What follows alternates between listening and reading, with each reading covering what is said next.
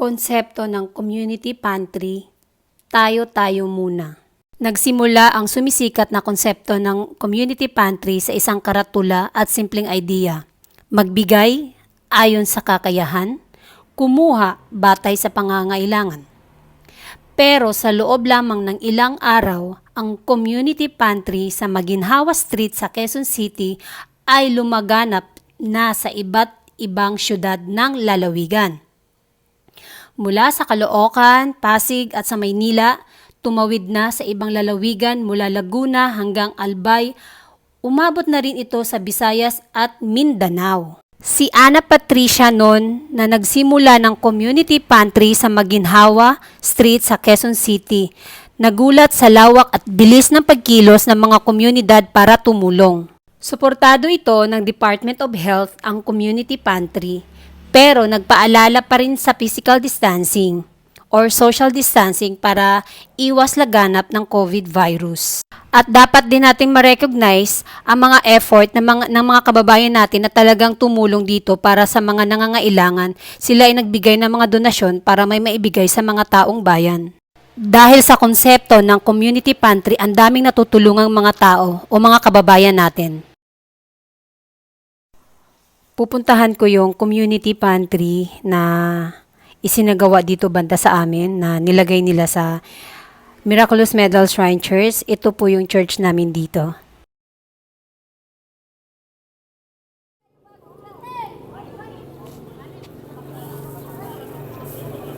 Yan, pipila yan sila sa community pantry dito sa Miraculous Medal Shrine. Kuntil.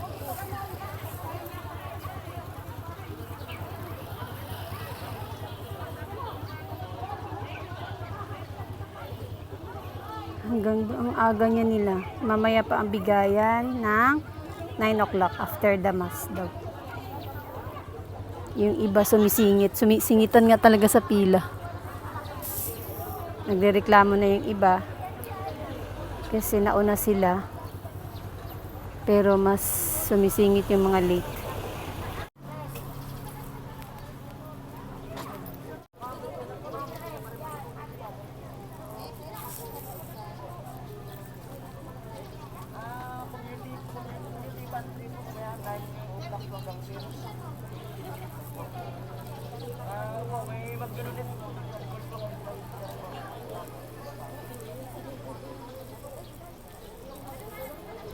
Naku, ang init. Kawawa naman silang init na.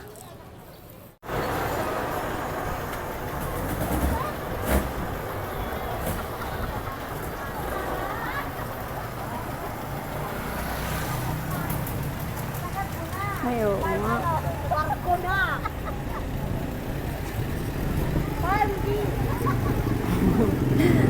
Sige. Dami nga. Ulihin ko! Ulihin ko! Ano ulihin?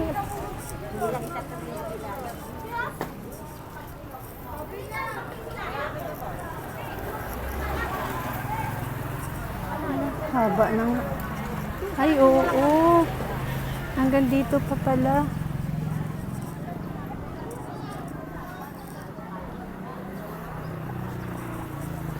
Ah.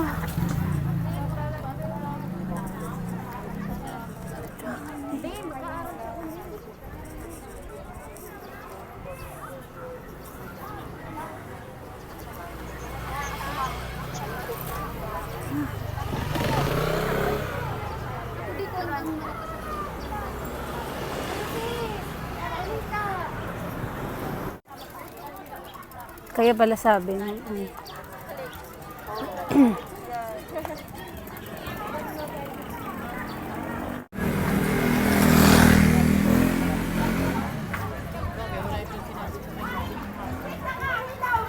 Ito yung last.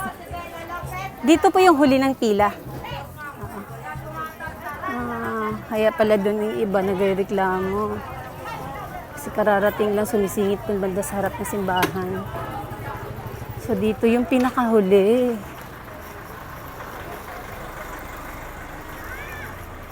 Ang haba na. Tapos 9 o'clock pa. Magbigayan. Yan yung huli. Diyan ka pipila. Pero yung iba...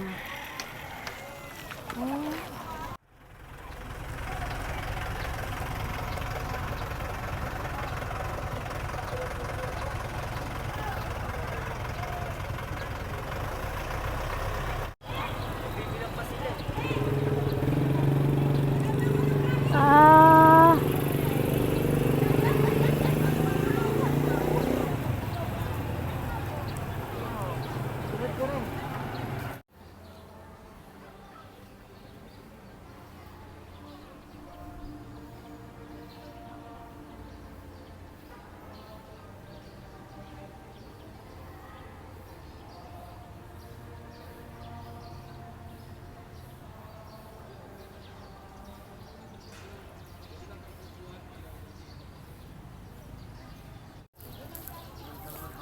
yan yung church dito, Miraculous Medal Shrine.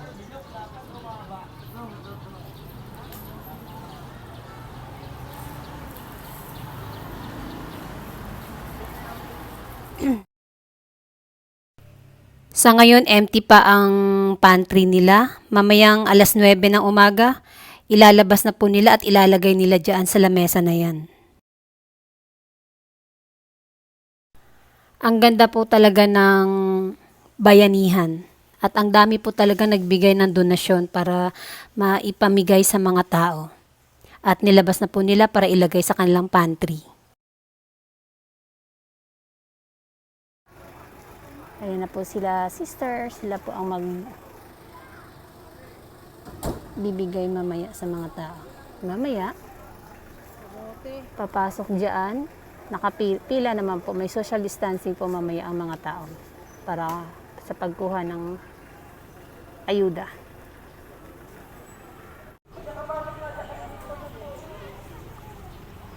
Yan, umpisa na po ang bigayan ng ayuda.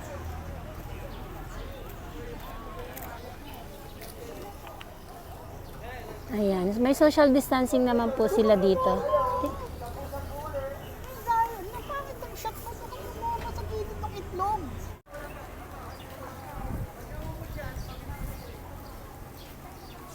Ayan.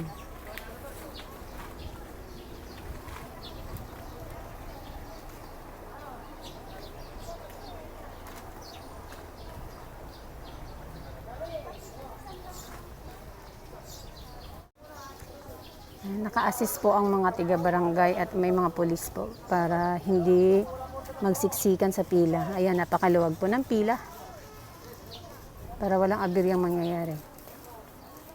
Ayan, inaabot.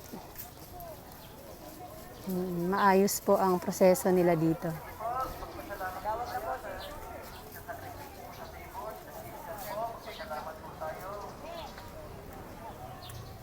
Bilis-bilis po, para po yung nakapila po ay makapasok din agad.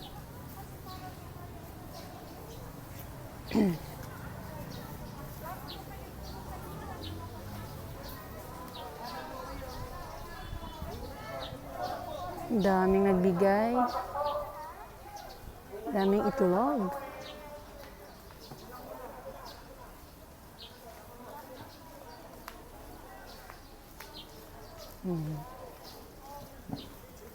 Maayos na maayos yung proseso. Pero yung mga tao, gusto kasi nilang mauna sa pila. So, yung iba, 5 a.m. pa lang, nakapila na sila. Kasi nga, pag late ka, ang haba na po ng pila. Kaya inaantay talaga nila ang alas 9. Kasi alas 9 ang bigayan ng ayuda.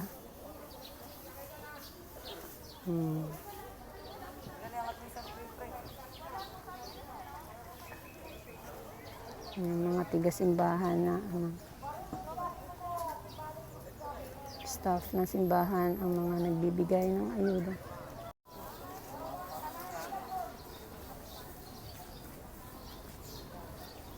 Sana lahat ng community pantry, ganyan po, sumunod po tayo sa rules para walang problemang mangyayari at walang masasaktan.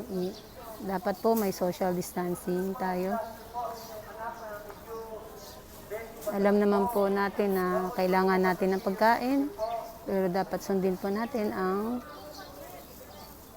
protocol. Number 1, ang social distancing.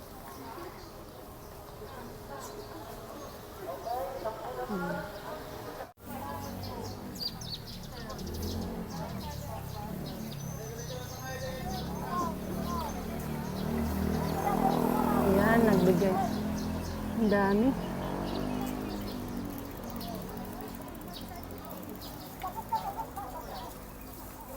Okay, pasok ka sa pila. 10 ng 10 ang pila. Ang pasok pala. 10 ng 10. Po, nanay, 65 pataas po. Susunod po. Kapilahin po natin ang medyo anak natin bata-bata po. Ang bait ng tiga Ayun, barangay. basta po 65 pataas po ay pananawagan po ng ating city ordinance. Bawal pa po lumabas. Gawa ng ating COVID-19 na yan. Makaiwas tayo sa virus.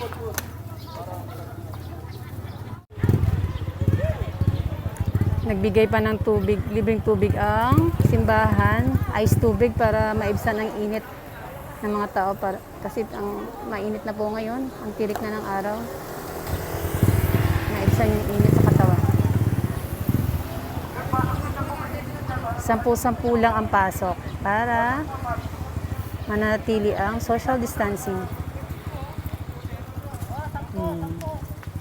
Good job ang tiga barangay. Naka-assist sila sa